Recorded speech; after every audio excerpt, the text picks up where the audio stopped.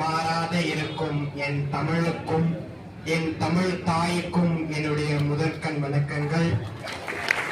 மற்றும் கல்வி நிறுவனத்தினுடைய முதல்வர் அவர்களுக்கும் மற்றும் பேராசிரியர் அவர்களுக்கும் இந்த அரங்கு முழுவதும் பொங்கி ததும்புகின்ற என்னை போன்ற சகோதர சகோதரிகளே, உங்கள் அத்தனை பேருக்கும் என்னுடைய பணிவார்ந்த வணக்கங்களை தெரிவித்துக் கொள்கிறேன். இன்றைக்கு போதைப் பொருள் தடுப்பு விழிப்புணர்வு மிக சிறப்பாக நடந்து கொண்டிருக்கிறது. ஒரு நெல்லை விதைத்தால் எப்படி பல மூட்டைகள் நெல்மணிகளை அது தருகிறதோ, அதே போல உங்களிடத்திலே விதைக்கப்படுகிற இந்த சொல் இந்த சமூகத்தினுடைய பாதுகாப்பையும் உங்கள் பாதுகாப்பையும் உறுதி செய்யும் என்ற நம்பிக்கையுடன் நாங்கள் இங்கு வந்திருக்கின்றோம். அதே போல நாம் போதைப் பொருளை பயன்படுத்தினால் என்ன மாதிரியான விளைவுகள் ஏற்படும், அதை பயன்படுத்தாது இருக்க வேண்டியதற்கு என்ன கட்டளைகள் வேண்டும் என்பதை நம்முடைய சகோதர சகோதரிகள் மிக அழகாக சிறப்பாக அவர்களுடைய பங்களிப்பை கொடுத்தார்கள். அதனுடைய தொடர்ச்சியாகத்தான் இன்றைக்கு உங்களிடத்தில் உரையாட வந்திருக்கின்றேன்.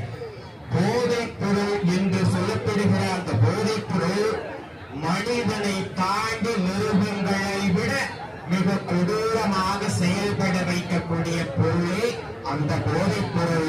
அந்த போதைப் பொருளை பயன்படுத்துகின்ற பொழுது நாம் மனிதனாக இல்லாமல் மனிதர்களை விட மிருகமாக செயல்படுகிற போதைப் பொருளை பயன்படுத்த வேண்டாம் என்பதுதான் எங்களுடைய நோக்கம். அதை பயன்படுத்த வேண்டாம்.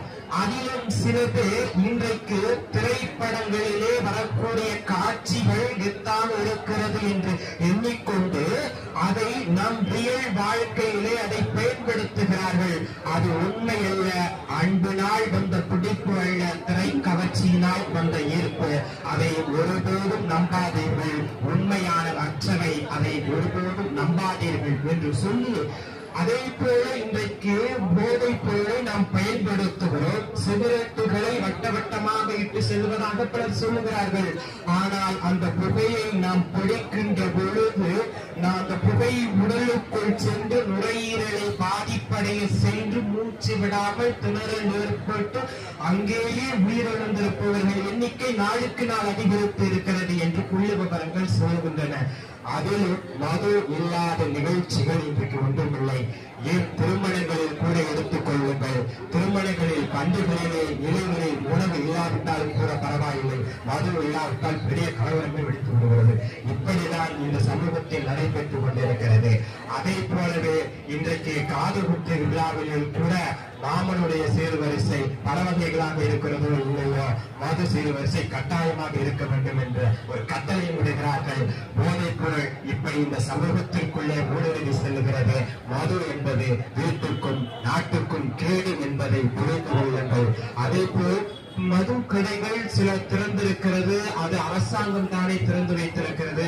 இது ஒன்றும் தப்பு கிடையாதா என்று சொல்லுகிறார்கள். இதில் நீங்கள் புரிந்து கொள்ளுகின்ற வேண்டிய விஷயம் இருக்கிறது.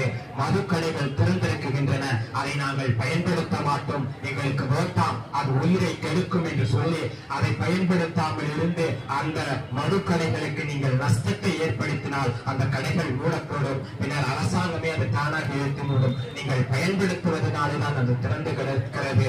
ஏதோ உள்நோக்கத்திற்காக நான் சொல்லவில்லை, நீங்கள் அறிந்து கொள்ள வேண்டும் என்பதற்காகத்தான் இதை பதிவிட்டேன். ஆகையால் இந்த போதைப் பொருளை பயன்படுத்தாதவர்கள், பயன்படுத்துபவர்கள் அதை விட்டுவிடுங்கள். இன்றையிலிருந்து பயன்படுத்தாதவர்கள் விழிப்புணர்வை ஏற்படுத்துங்கள். இது பெரிதும் பொறுப்பு பெண்களுக்கு.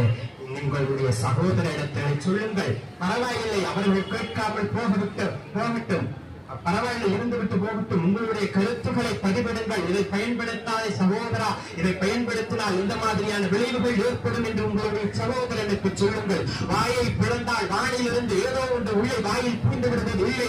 அவர்கள் உங்கள் நண்பர்கள் போல் நண்பர்கள் கற்றுக் கொடுக்க அந்த பழக்கம் தான் அவர்களுக்கு ஏற்பட்டதை ஒழிய எந்த விதமான அசம்பாவிதங்களும் அங்கே நடந்திடவில்லை என்பதை நீங்கள் உற்று நோக்கி அவர்களுக்கு விழிப்புணர்வை ஏற்படுத்துங்கள்.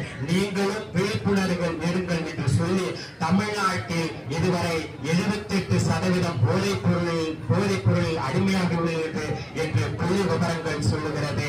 நடந்தவை கடந்து போகட்டும், இனி வரும் நாட்களாவது போதைப் பொருள் இல்லா நாட்களாக மலரட்டும் என்று சொல்லி போதைப் பொருள் இல்லா சங்க இளைஞர்களாக நீங்களும் மாறுவீர்கள் என்றும் போதைப் பொருளை தடுப்பதற்கு இன்றைய இளைய தலைமுறைகளான பெண்களும் நீங்களும் ஒத்துழைப்பீர்கள் என்று சொல்லி வாய்ப்பு அளித்த அனைத்து உள்ளங்களுக்கும் நன்றி கூறி விடைபெறுகிறேன். நன்றி, நன்றி, வணக்கம்.